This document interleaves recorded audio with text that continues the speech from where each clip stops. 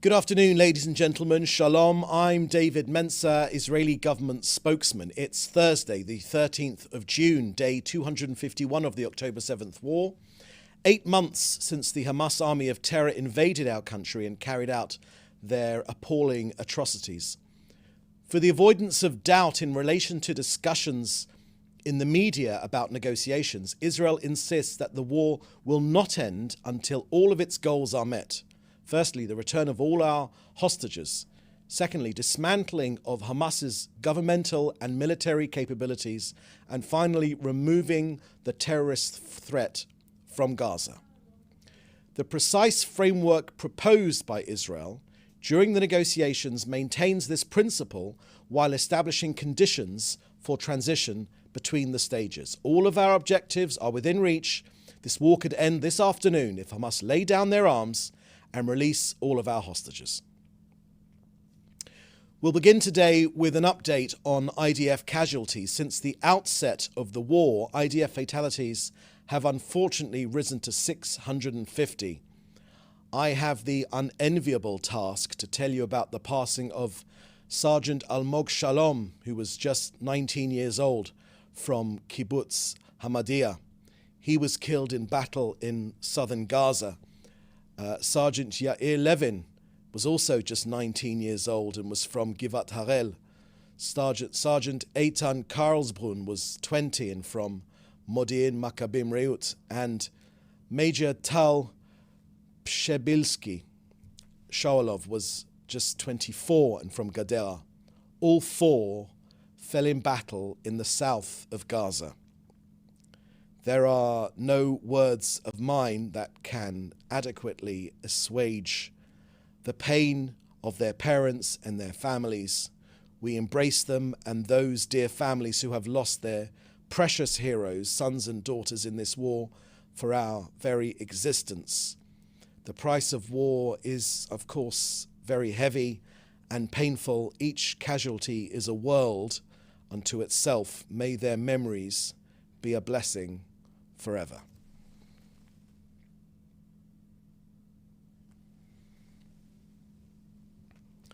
Now to the north of Israel, I can confirm that the IDF targeted Sami Taleb Abdullah, commander of Hezbollah's Nasser unit, one of Hezbollah's most senior men in southern Lebanon. For years, this man planned and carried out terrorist attacks against our people here in Israel. Together with 3 Hezbollah terrorists, they are no more. But even before that targeting, killing, elimination of that terrorists, there has been a dramatic increase in Hezbollah rockets, missiles and drone attacks. These have caused fires not only in Israel, but also in Lebanon. In Lebanon, fires were actually ignited inside civilian residential areas by the rocket fire itself. Using the same Iranian playbook, like Hamas, Hezbollah terrorists systematically embed itself in civilian areas, risking the safety of Lebanese civilians and cynically exploiting them as human shields. Whether through diplomatic efforts or otherwise, Israel will restore security on our northern border. Israel will respond with force to all aggressions by Hezbollah.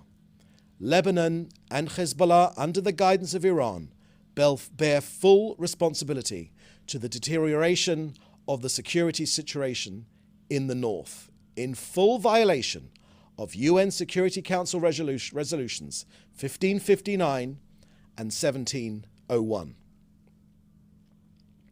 Next, I want to update you on the hostage release pause. We've said for a long time now that we are committed to bringing back all of our 120 hostages, among them women and children and the elderly, who are still cruelly held in Hamas captivity for over 8 months now. As Secretary of State Blinken has confirmed, it's Hamas are the ones who are preventing a hostage release deal and continue to unreasonably demand that the IDF exit Gaza and end the war in a way that leaves the Hamas reign of terror intact, which will enable it to repeatedly commit atrocities such as the October 7th massacre. In the words of Secretary Blinken, just yesterday, he said, quote, "At some point in a negotiation, and this has gone back and forth for a long time now, you get to a point where if one side continues to change its demands, including making demands and insisting on changes for things that it had already accepted, you have to question whether they're proceeding in good faith or not," end quote. It's also been reported that the Palestinian kidnappers forced our hostages to read the Quran and say Islamic prayers every day. Hostages have spoken to the media about being tied up by their feet and hands for the first 3 months. Andrei Kozlov spoke of being constantly very scared. Hamas told hostages for months falsely that Israel wanted to kill them all, claiming that they were a problem for Israel. So much so that when soldiers actually arrived to save the hostages, it took him some time to realize that they had come to rescue him. Andrei said that he was not seen as human by Hamas. There were daily beatings. At the hottest time of the day, they would cover him with blankets. Dehydration. He said Hamas were trying not to leave physical marks, but doctors in charge of medical treatment for the 4 Israeli hostages that we secured their release, that we rescued, said that they were beaten while in Hamas captivity. Medical professionals described very harsh treatment with much abuse almost every day. So physical and mental abuse often beyond comprehension. Doctors said that they are all malnourished, that they had no protein, so their muscles are extremely wasted. There is damage to some other systems because of that. Food and water was unstable, psychological stress, malnutrition, not the right kind of food, medical neglect, and also, of course, being in a limited space and very, very rarely actually seeing the sun, with no access to basic facilities like a shower. Next to Rafah in Gaza, where we are taking apart Hamas with intelligence-based targeted operations, which have led to targeted raids. The IDF have located in the last 24 hours weapons, launch sites with rockets ready to fire at Israel, and we've eliminated several terrorists in close quarter battles. Troops have eliminated more than 10 terrorists, including one who actually took part in the October 7th massacre.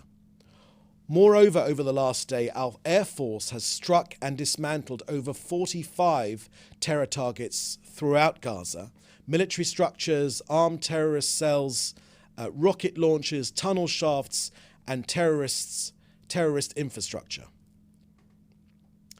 Next to the United Nations.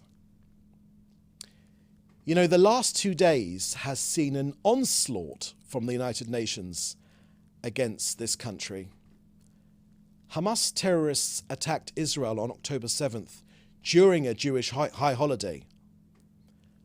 On the Jewish high holiday of Shavuot, just yesterday, the Pillay Commission of Inquiry chose that date, just yesterday, to publish its latest biased reports attacking Israel.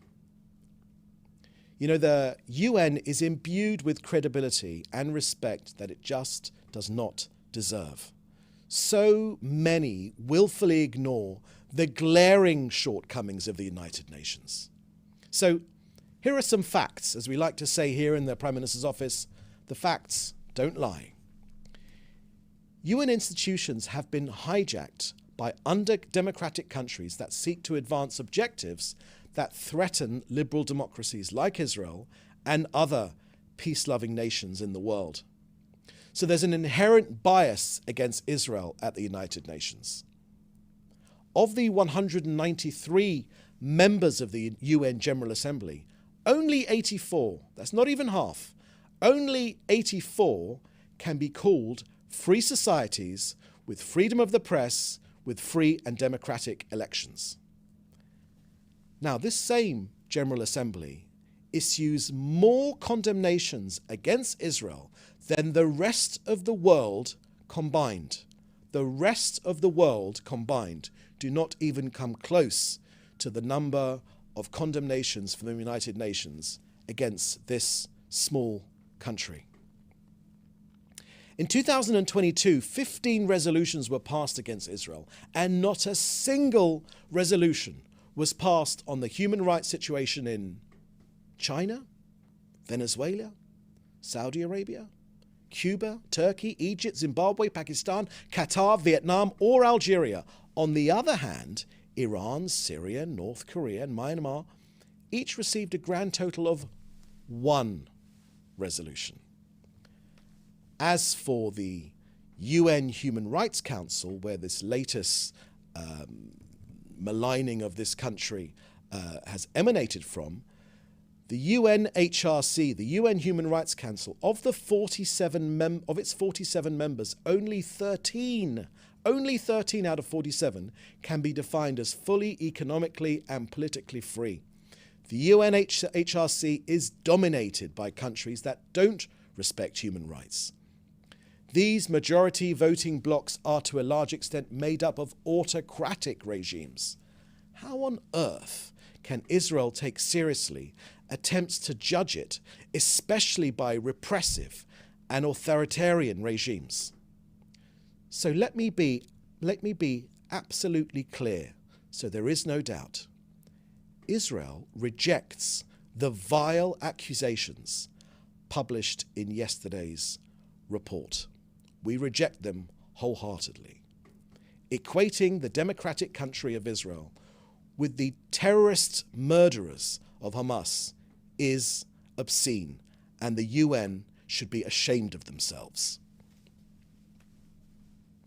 Now an update from COGAT and their work coordinating aid into Gaza, the usual daily reminder that, once again, thanks to the inefficient UN, the contents of over 1,000 aid trucks still currently await being picked up on the Gazan side of Kerem Shalom. So since the beginning of this war, more than 35,000 trucks have delivered 668,000 tons of aid to Gaza. More than enough food to feed every single person in Gaza. More food enters Gaza every day, indeed 80% more food compared to what was entering Gaza prior to October the 7th. So with that, that's the end of our briefing today. I will now take your questions, which you should put in the chat of this call together with your news outlet. Thank you very much. First question from David Clement at the News Forum. The question is, Iraq's foreign minister has expressed concern that Israel will escalate in southern Lebanon and that the war could expand regionally. Can the Prime Minister's office comment on his concerns? Thank you for that very much for that question, David. We've made our points crystal clear when it comes to the increase in attacks from Iran's Hezbollah from southern Lebanon and Syria into Israel, up to more than 200 attacks against this country, whether diplomatically or looking at the ways which Israel has defended itself and destroyed Hamas. We will go down one of those two routes. And I've made my point clear in the briefing, which you've just heard, so you can play the tape. Next question from TV2 Norway. Rumours are circulating online that Israel is considering leaving the United Nations following their decision yesterday. Do you have any comments on this? I've seen that report. I haven't got anything to add to that. Either way, that's not something I recognise in any way, shape or form. But I have made clear our views on the UN.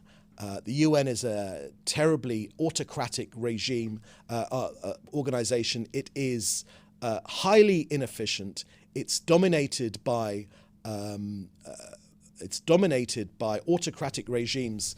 You know, there's a quote I always remember which comes from Israel's famous, unmatchable diplomat Abba Eban, and he said, I quote, "If Algeria introduced a resolution that the earth was flat, but it was Israel that flattened it, it would still pass by 164 in favour, 13 against, with 26 abstentions." So that, I think, is a reflection of how we feel about the United Nations. This country is constantly maligned by the United Nations. More resolutions against this tiny country than against Syria, of which 500,000 people were killed in the civil war in Syria. I've made my points clear on the United Nations, and I've made them in this statement, which you can see if you play the tape. Next question from Alison Horn from ABC News. What is Israel's reaction to the UN's Children and Armed Conflict report that has put Israel's armed forces on a list of groups that harm children? I've made my points absolutely crystal clear on this, Alison, in the statement I made. I'm happy to send you a copy of that statement which adequately reflect Israel's views on that misguided report. They are also available on the Ministry of Foreign Affairs website, as well as the Israel's UN representative in Geneva on their Twitter feed. On its X feed, we've made a comprehensive reply to those lies which have been made against us.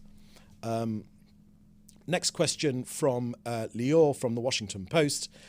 US Secretary of State Antony Blinken criticized yesterday's Hamas response to Israel's deal proposal, saying it included some changes that are not workable. What is Israel's response to Hamas's statement?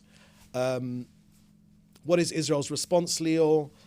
Time and time again, and this is reiterated not just by Israel, by the US, by Egypt, by Qatar, and they will echo these words. It is Hamas which walks away, which plays ridiculous games. I think the statement I read out from Secretary Blinken about their games they're playing, about agreeing to certain aspects and then going back on them and then changing their mind, or one of their favorite ridiculous things which they do, Hamas, is to announce, produce a press release, say that they have agreed to the latest proposal. And then, of course, when you look at the proposal they've agreed to, they've changed lots of aspects to it to make it impossible for any right-thinking country to agree to them. So unfortunately, we're sadly used to their games, their ridiculous games that we're playing.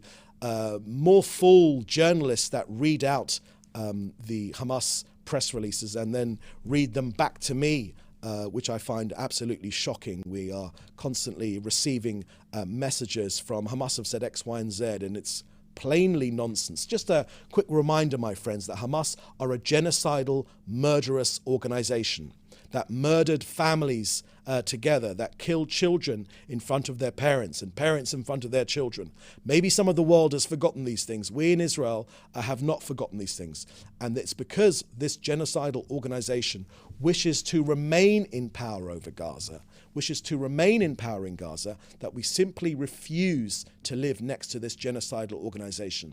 Yes, this war began on October 7th, but before that there were terror attacks, rocket and missile launches against our country, thousands upon thousands of them. Of course, very rarely reported by the international media because, of course, these rockets are only falling on Israelis' heads, so maybe that's not newsworthy.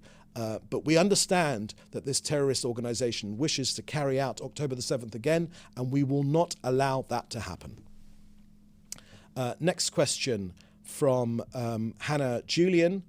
From the Jewish Press, the Political Security Cabinet is not set to meet until Sunday, but things appear to be heating up fast in the north. Does the Prime Minister plan to bring that meeting forward, given the escalation? Thank you for that question, Hannah. When and if there are additional meetings of the Security Cabinet or any other part of Israeli Cabinet, when they are set to meet, we will, of course, let you know in the usual way. Question from Joel Pollock at Breitbart News, who says, Happy Shavuot. Israel has a clear set of goals in the war with Hamas. Is there a clear set of goals that Israel can articulate with regard to Hezbollah? Perhaps a set of demands that would be necessary to avoid war? Thank you for that question, Joel. We've made our points very clear in the briefing which I just gave. You can play back the tape. But just as a reminder, we've received more than 200 missiles, rockets, drones upon this country in our north. We've got more than 60,000 people displaced in a most appalling way. No other country would put up with any of that sort of flagrant aggression. We've received thousands of rockets and missiles since October the 7th. They started almost immediately, and we've made our points extremely clear on the way we're dealing with Iran's Hezbollah.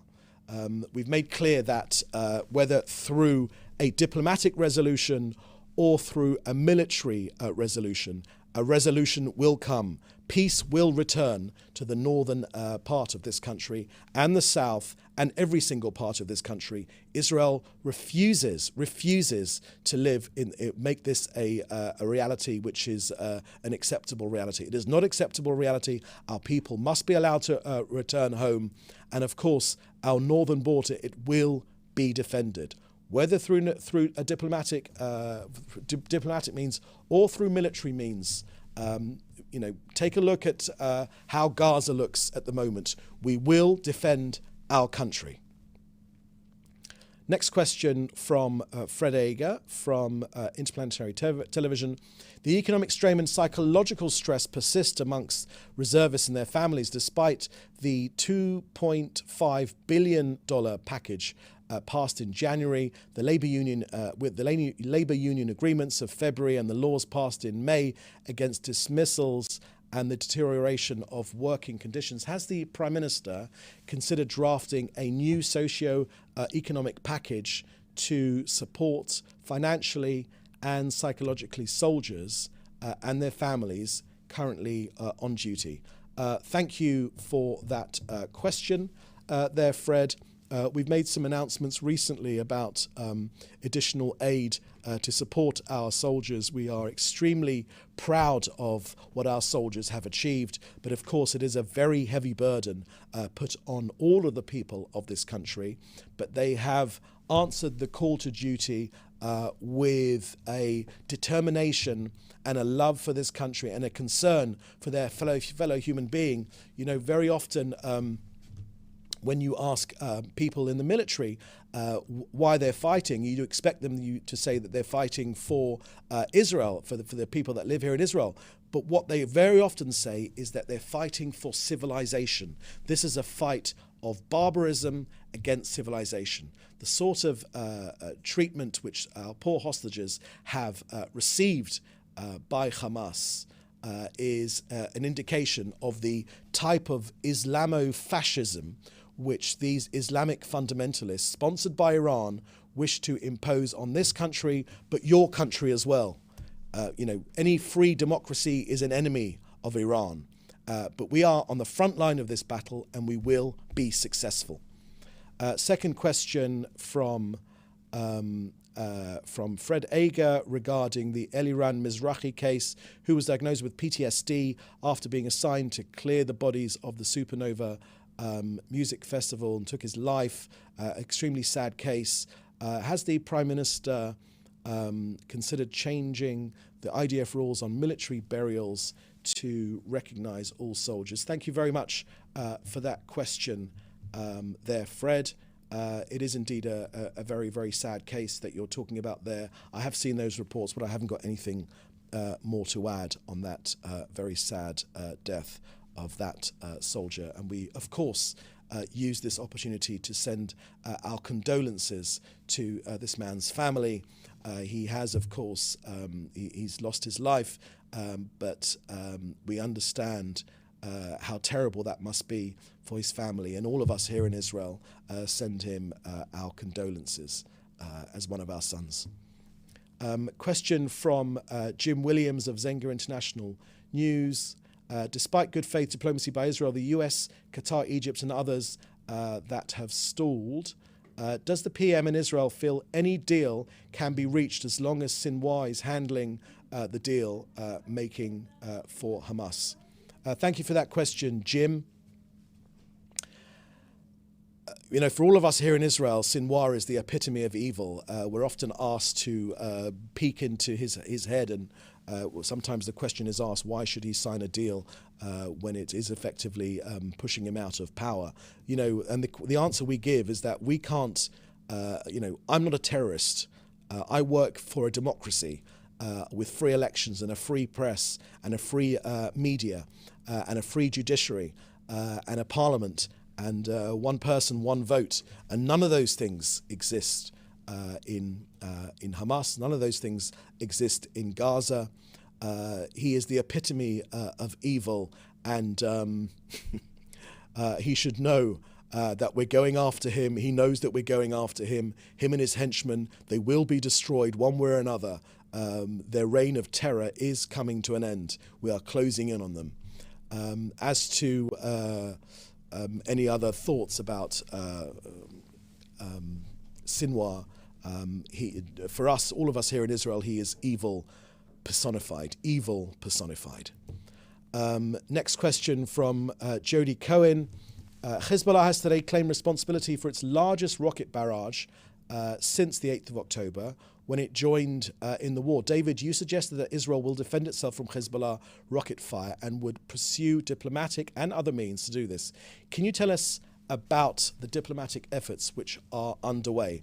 Thank you for that question, Jody. I'm not in a position to share with you what's going on, but as I made clear in my statement earlier, and you can play the statement, either way, diplomatically or militarily, peace will be returned to our north. Israel will defend itself. There should be no doubt about that whatsoever. Israel will defend itself. This cannot be a sustained reality of our people displaced and our towns emptied. Thankfully, they are largely free of civilians up north, because the results of each of these Hezbollah rockets would be absolutely catastrophic. But this country will be defended. Next question from Joel Pollack at Breitbart News. Social media accounts claim that Israel is firing incendiaries at southern Lebanon. Is this true? Thank you, Joel. I've got no information on that whatsoever. It doesn't sound true. As I mentioned to you, it is Hezbollah fire itself, the rocket fire itself, which is causing fires. If you look at the IDF's Telegram channel, you can see a video for over the last, I think, 12 hours of rocket fire from southern Lebanon actually causing fires in civilian areas. So any sort of propaganda coming out from Hezbollah or in southern Lebanon or Iran that it's somehow Israel responsible, it is Hezbollah which attacked us on October the 7th and 8th, and ever since that point. But this country will be defended. We've been absolutely clear about that point, but we'll always conduct this war within the confines of international law, especially when it comes to conflict. Next question from Hannah Julian from the Jewish Press. Second question: a new poll by the Palestinian Center for Political Studies and Surveys has found that 73% of respondents agreed Hamas made the right decision in going to war on October 7th, and 79% of respondents between Hamas believe that Hamas will win the war. Does the Prime Minister's office have a response to these findings? Thank you very much for that question, Hannah. One of the most remarkable aspects of this entire war is that since October the 7th, when our people were massacred in the most inhumane way, the largest spate of Jew killing since the Holocaust, one of the most unsettling aspects is that the Palestinian Authority, which rules over the lives of most Palestinians living in Judea and Samaria, the West Bank, they have yet to find the time in these 8 months. They have yet to find the time in 251 days. They have yet to find the time to condemn those murders, those rapes, those beheadings, those child killings, that hostage taking. They have yet to find a single moment in 251 days to condemn those killings. You know, you have quoted to me these the results of this survey. I've got no way of knowing whether that's correct or not. Unfortunately, it does sound as if it's correct. You know, what sort of leadership, once again, what sort of leadership does the Palestinian people have that lead them to this perpetual war, that never educate their young people about coexistence, about living together, about the possibility of ending this conflict? What sort of leadership do they provide to their people? Absolutely none. They seem to revel in perpetual bloodletting. They educate their children. The Palestinian Authority curriculum in schools still educates about killing Jews. Of course, the Palestinian Authority still pays the families of terrorists, the famous pay to slay policy, which is why that we believe very clearly that in terms of once Hamas is defeated, and of course that means once Hamas is defeated, afterwards we want a Gaza to be run by Gazans, but not Gazans that are intent on killing Jews, which is pretty much counts out the Palestinian Authority, who have not in 8 months, in 251 days, not found an opportunity just for the simple phrase, we condemn the Hamas barbaric attack of October the 7th. They don't do it. They provide no leadership whatsoever inside the Palestinian Authority. They provide no hope with the current Palestinian Authority leadership to provide any sort of resolution or any sort of potential peace partner for the people of Israel. And they just provide misery for their own people. So, further question from TV2 Norway. Is Israel scared of an escalation with Hezbollah and other Iranian proxies? So thank you for that question from Norway. Norway, of course, is a country that has chosen to reward Hamas for their appalling massacre on October the 7th. While other countries have been appalled by it, I've read that the Norwegian foreign minister withheld an opportunity for the royal family to send a condolence letter. The simple condolence letter was prevented by the Norwegian foreign minister, and they took the appalling road to recognize and to reward this terrorist onslaught. What sort of message, we say to Norway, what sort of message does that give to the peacemakers in this region? The message is very, very clear from Norway. Produce terrorist atrocities and you'll get what you want. That's the way to pursue the Palestinian self-determination agenda. That is an appalling thing to have done. It is, of course, against the Oslo Accords. So Norway, you have taken a path which is actually against the Oslo Accords, which specifically demanded that no unilateral recognition of a Palestinian state would happen before a comprehensive peace deal. So you violated your own accords. Now, in terms of your question about being scared of an escalation with Hezbollah, there is no one in this country that is scared. You will find here determination to see down this terrorist onslaught. We will stand up to Hezbollah, whether through diplomatic resolution or militarily. Our army is strong, our people are determined. There is unity in this country for making sure that terrorists, whether they come from any one of the 7 fronts which we're facing, from Iraq, from Yemen, from the Houthis in the Red Sea, from Iran, from Lebanon, from Hamas, from terrorists in Judea and Samaria, from any of those 7 fronts that we're facing, we will defend ourselves, and this country will live in peace and in freedom, and we are determined to return peace and get back to peace building in this region. We're particularly good. The Norwegians, of course, failed spectacularly, but we are particularly good at making peace in this region, and that is why we are determined to defend ourselves. I often get requests from Norway, and they quote to me Hamas spokespeople, and I must tell you that really is something appalling, to quote to us a terrorist organization that committed these terrible crimes against our people. We're on the front line of this terrorism. We're fighting against it, and whether Norwegians realize it or not, we're fighting against this terrorist onslaught for Norwegians as well. Okay, because this terrorism, it won't stop here. This Islamic fascist terrorism, it won't stop here. It will come to you too if we don't defeat it here. So, on that note, I think that's the last question. Thank you very much for joining us. The next briefing is scheduled to be on Monday. In the meantime, please do stay safe, and thank you for joining us. Bye-bye. Thanks for watching. Drop a comment below.